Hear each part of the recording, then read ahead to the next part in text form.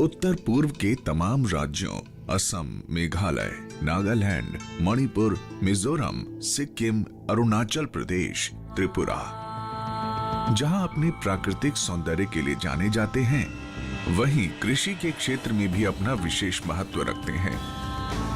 पूर्वांचल राज्यों में होने वाली अलग अलग किस्मों की फसलें अगर आप तक एक ही कार्यक्रम के जरिए पहुंचे तो उस कार्यक्रम का नाम है बढ़ते कदम।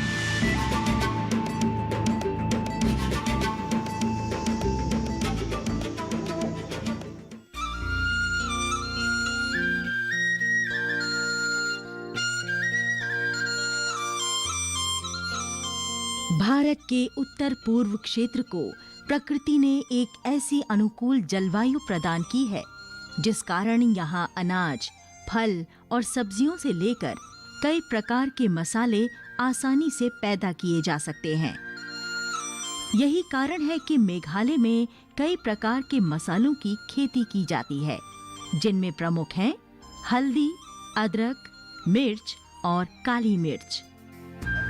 मसाले वैसे तो दुनिया भर में बनने वाले भोजन में प्रयोग होते ही हैं, लेकिन मसालों के बिना किसी भी भारतीय व्यंजन की कल्पना ही नहीं की जा सकती। मसाले पाक कला में जादू भर देते हैं। कहा जाए तो मसाले किसी भी साधारण व्यंजन को असाधारण बनाने की क्षमता रखते हैं।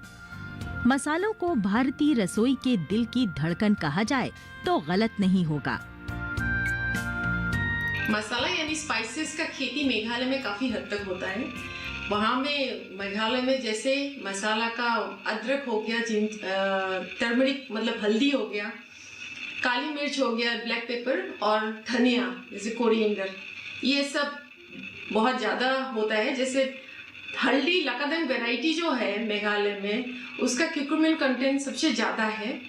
और जो जिंजर या अदरक है, अदरक का जो नादिया वैरायटी है वहाँ पे काफ़ी हद तक करते हैं, जिसका फाइबर बहुत कम होते हैं, तो इसीलिए उसका जो प्रोडक्शन वैल्यू है या एक्सपोर्ट क्वालिटी है, वो एक्सपोर्ट क्वालिटी में भी वो काफ़ी हद तक बहुत अच्छा माना जाता है।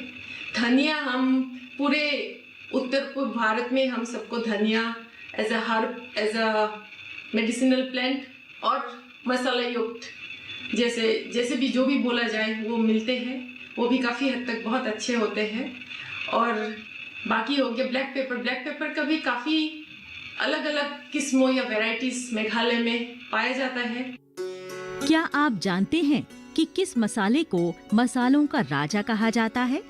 जी हाँ, अगर गुणों के आधार पर आंका जाए तो ये श्रेय काली मिर्च को जाता है। काली मिर्च मूल रूप से भारत में पाई जाती है। पुरातत्वविदों द्वारा दिए गए साक्ष्यों के अनुसार भारत में 2000 ईसा पूर्व में भी काली मिर्च का उपयोग होता था। मिस्र के लोगों को सबसे पहले भारत के इस मसाले के बारे में पता चला और वो इस काली मिर्च के लिए ही भारत के तट तक आ पहुंचे थे। बाद में रोम के लोगों ने भी भारत से काली मिर्च का व्यापार शुरू किया और इसी काली मिर्च का व्यापार करने के कारण ही डच, पुर्तगाली और यहाँ तक कि ब्रिटिश भी भारत आए। कहा जाए तो काली मिर्च ने ही इन सभी विदेशियों को अपनी ओर आकर्षित किया। सभी जानते हैं कि काली मिर्च किस प्रकार हर व्यंजन का स्वाद बढ़ा देती है। प्राचीन काल में काली मिर्च का उपयोग केवल साधारण मसाले के रूप में ही नहीं किया जाता था, बल्कि इसका उपयोग औषधि के रूप में भी किया जाता था।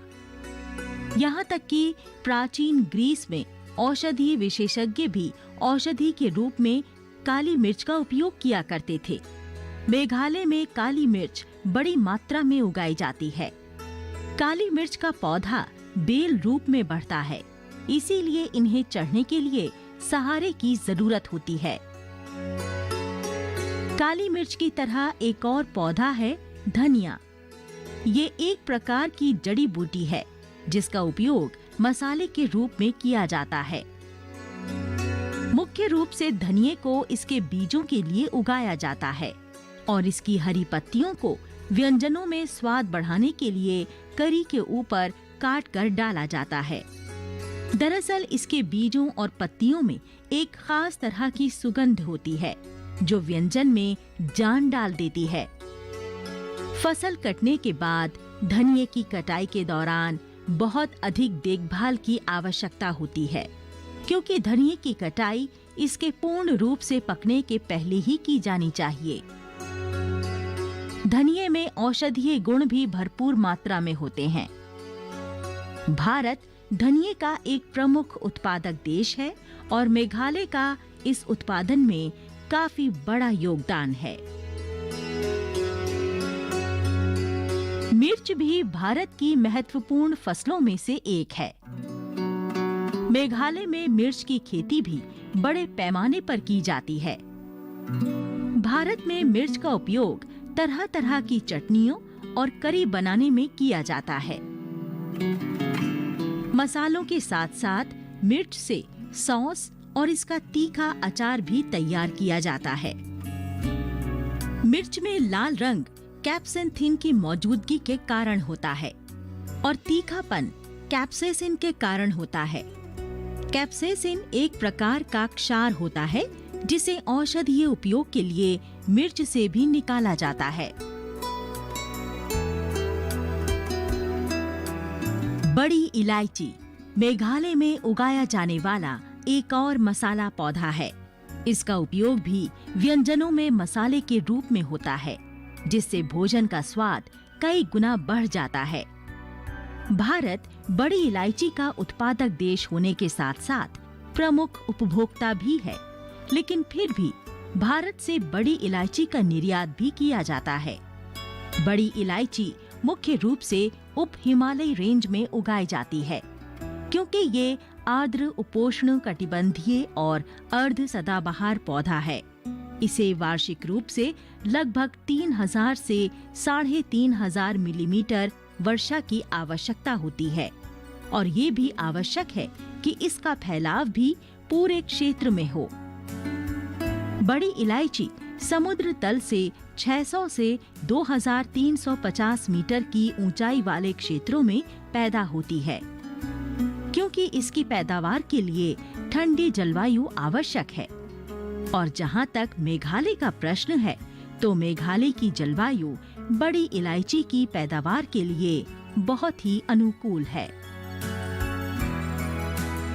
अदरक भारत के सभी महत्वपूर्ण मसालों में सबसे अधिक उपयोग किए जाने वाले मसालों में से एक है।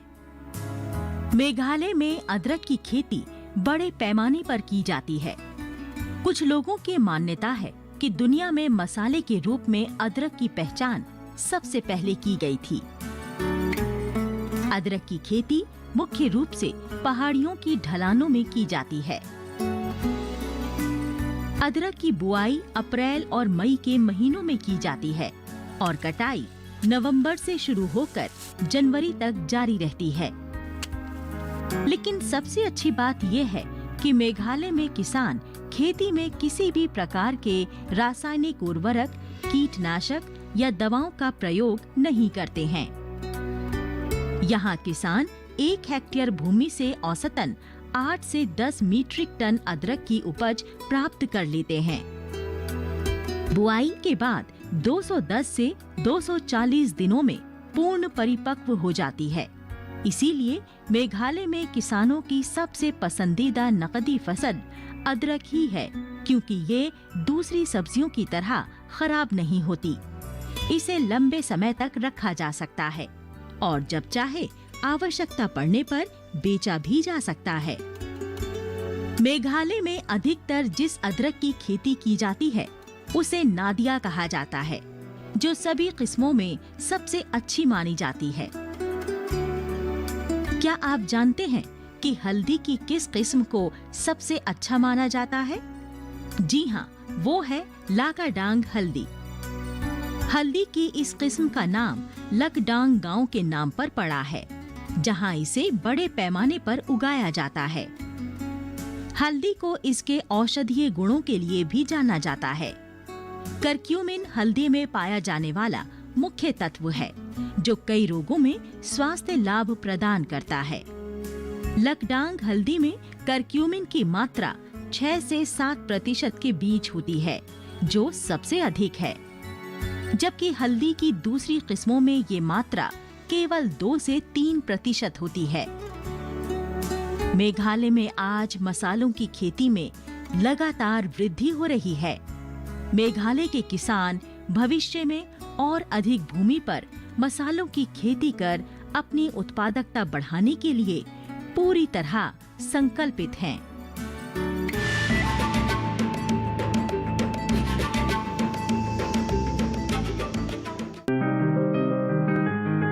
बीमारियों से कैसे बचेगी फसल? मवेशियों की मुश्किलों का क्या है हल? कहां से लाएं बीज, कितनी लगेगी खाद?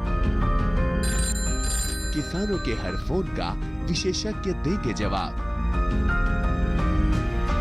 देखिए हेलो किसान लाइव सोमवार से शुक्रवार शाम 6 बजे।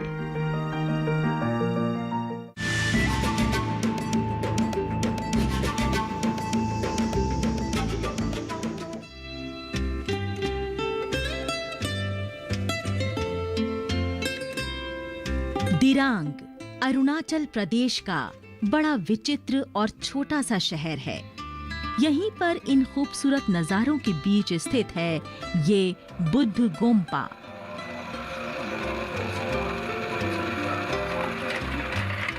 यहाँ के एक प्रगतिशील किसान हैं नोईचुंग खोसिलू।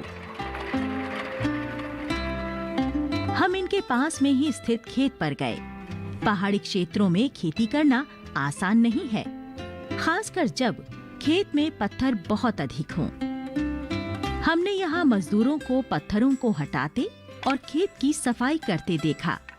दरअसल पहाड़ी क्षेत्रों में खेती करने के लिए ये पहला कदम होता है।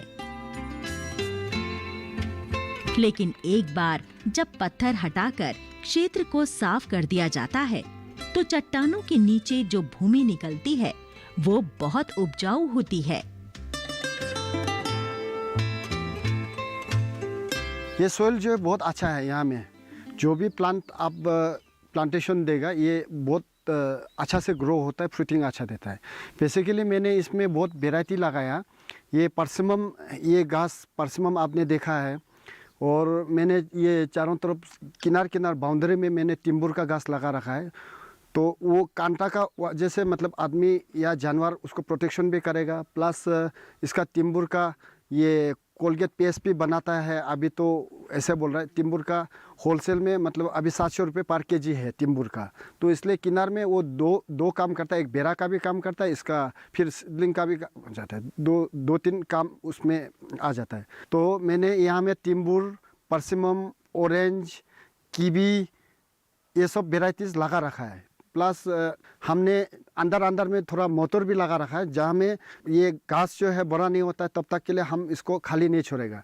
इसलिए मतलब उसको यूज़ करने के लिए मोटर भी लगा रखा है, ताकि इसको जो भी हमारा काम करने वाला है हम लोग है, कम से कम सेल नहीं होने से कम बाहर से खरीदना नहीं पड़ेगा। उसको खाने के लिए थोड़ा सा उसके लिए भी लगा रखा है। हमने यहाँ बगीचे के एक ओर कीवी का बाग देखा। कीवी एक फल वाली फसल है जो बहुत लाभदायक है। किसानों को बाजार में इसकी अच्छी कीमत मिल जाती है। अरुणाचल प्रदेश के किसान कीवी का वृक्षारोपण बहुत ध्यान से करते हैं। कीवी मैंने अभी थोड़ा सा लगा रखा है, क्योंकि इसको सोइल टेस्ट के लिए मैंने लगाया। तो कीवी का वेराइटीज़ अच्छा होता है, लेकिन उसके लिए थोड़ा सा माटी को मतलब प्रॉपर वे में आपको रखना पड़ेगा। तो जहाँ में पत्थर है और सोइल थोड़ा ख़राब है, उसमें कीवी नहीं आता है। जो सोइल थोड़ा अच्छा है, थोड़ा आपका ये कीचड़ मतलब माटी भीगा टाइप में देगा तो वो थोड़ा अच्छा। ज़्यादा ड्राई होने से भी कीवी अच्छा नहीं आता है।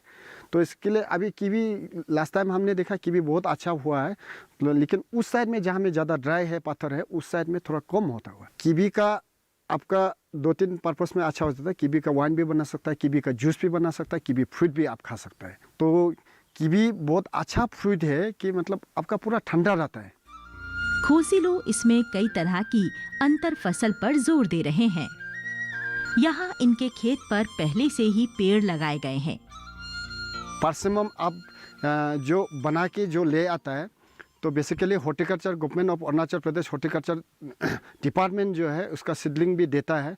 उसका हॉर्टिकल्चर अगर हम डिपार्टमेंट से खरीदता है तो उसका पुली का दाम कम है, 40 रुपीज़ 50 रुपीज़ ऐसे वेराइटीज़ है। अगर हम बाहर में जब लेने जाता है तो उसका इसका पौधा का घास का 150 to 180 रुपीज़ मिलता है। अभी शुरू किया वालनट का, ये भी फॉरेस्ट क्या बोलता है हॉर्टिकल्चर डिपार्टमेंट ने एक तो गवर्नमेंट का ओर से हमको वालनट का पेड़ प्रोवाइड किया है। परसिमम का घास जो है उसका लॉन्जिविटी कम है, तो इसका बाद में अखरोट का ज़्यादा है, तो अखरोट बहुत देरी से उसका फ्रूटिंग होता है। परसिमम का फ्रूट जो है ऐसा है कि मतलब आपका ड्यूरेबल कम है, तो जल्दी अखरोट आप मतलब साल 2 साल रख के भी आप बिक्री कर सकता है। उनके अनुसार एक ही समय में एक से अधिक प्रजाति के पेड़ एक स्थान पर लगाए जा सकते हैं और यही समय की मांग भी है। मेरा ये बागान में कम से कम 10 to 15 वेराइटीज ऑफ प्लांट लगा रखा है मैंने इसमें। मैं बस्ती वाला को भी बार बार बोल रहा हूँ कि यहाँ में ज़मीन अच्छा है, एग्रीकल्चर तो करता है ठीक है, इन एडिशन तो हॉर्टिकल्चर भी अगर आप करेगा तो आपका सोर्स ऑफ इनकम अच्छा बढ़ेगा। आपको बिजनेस के लिए मतलब बाहर में कोई किसी के पास में जाने का जरूरत नहीं, आप अपना यहाँ से बिजनेस कर सकता है, अपना बच्चा का खर्चा यहाँ से निकल सकता है। उत्पादन करके आप अपना बच्चा को हायर एजुकेशन के लिए ये आपको ज़्यादा बेनिफिट मिलेगा।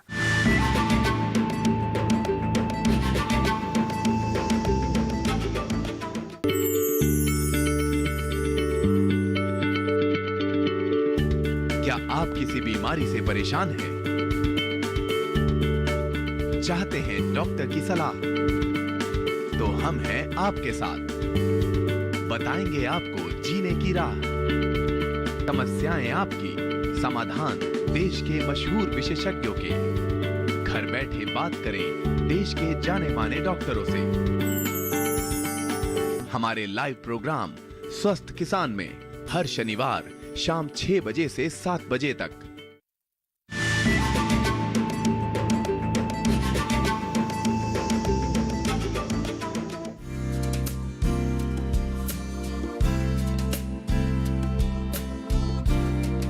भारत का उत्तर पूर्व क्षेत्र प्राकृतिक सौंदर्य से परिपूर्ण है।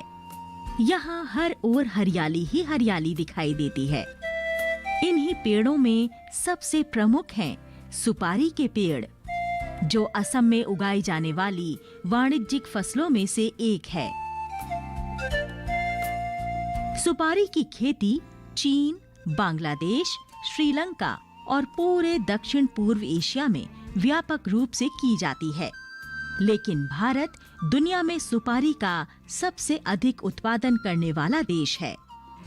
भारत में सुपारी की खेती अधिकतर असम, पश्चिम बंगाल, कर्नाटक और केरल में की जाती है। असम के अर्थशास्त्र और सांख्यिकी निदेशालय की रिपोर्ट के अनुसार असम में लगभग 66.73 हजार हेक्टेयर क्षेत्र पर सुपारी की खेती की जाती है। भारत में होने वाली सुपारी की कुल खेती का ये 14.82% है। इस प्रकार देश में सुपारी के कुल उत्पादन में असम का योगदान लगभग 74 मीट्रिक टन है, जो भारत के कुल उत्पादन का 10% है। सुपारी की खेती को दूसरी फसलों की तरह लगातार देखभाल की आवश्यकता नहीं होती है, और सबसे अच्छी बात यह है कि सुपारी के पेड़ से हमेशा फल मिलते रहते हैं। इसलिए सुपारी की खेती हमेशा से फायदे का सौदा रही है। भारतीय कृषि अनुसंधान परिषद यानी ICAR के अंतर्गत केंद्रीय रोपण फसल अनुसंधान संस्थान के अनुसंधान केंद्र मतलब CPCRI रिसर्च सेंटर काहीकुची में हम लोग नारियल, सुपारी और कोको का अनुसंधान करते हैं। विश्व में नारियल का उत्पादन भारत देश में 3य स्थान है और सुपारी में भारत का स्थान पहले स्थान पे है। और सुपारी के उत्पादन में भारत के जो राज्य है उसमें से कर्नाटक, केरला के बाद असम का 3य स्थान है। तो इस हिसाब से असम का भी काफ़ी रोल है सुपारी उत्पादन में। हमारे ये संस्थान में 8 वेराइटीज़ का जो सुपारी रिलीज़ किया है, उसमें से सारे वेराइटीज़ के हमारे जो लोकल वेराइटीज़ है उसमें से उत्पादन जो रिलीज़ वेराइटीज़ है उसका ज़्यादा है। उसमें से एक वैरायटी है काही कुची वैरायटी, जो यहाँ पे 2009 में ही रिलीज हुआ है। अभी उसका उत्पादन जो लोकल वैरायटी है उसका उत्पादन से काफी ज्यादा है, तो अभी उसका मांग भी बहुत ज्यादा है। असम में चाय या भोजन के बाद मेहमानों को पान के पत्ते और कच्ची सुपारी भेंट करने की परंपरा रही है। कहा जाए तो सुपारी और पान असम की संस्कृति का एक महत्वपूर्ण हिस्सा है। इसीलिए कई सांस्कृतिक और धार्मिक त्योहारों में इसका चलन आम है। सुपारी को अतिथि सत्कार करने, नैतिकता और सामाजिक प्रयोजनों में शुभ माना जाता है।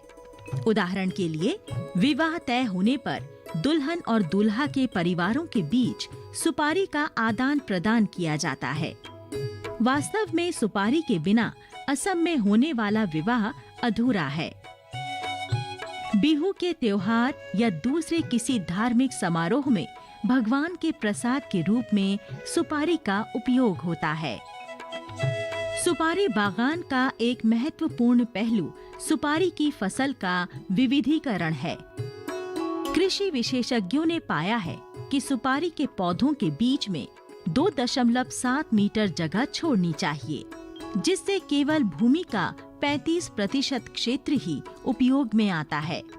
शेष उपलब्ध 65% क्षेत्र पर दूसरी फसलों की खेती की जा सकती है।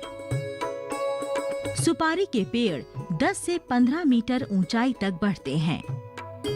अपनी ऊंचाई और आकार के कारण सूरज की पर्याप्त रोशनी इन पेड़ों के नीचे से होकर गुजरती है।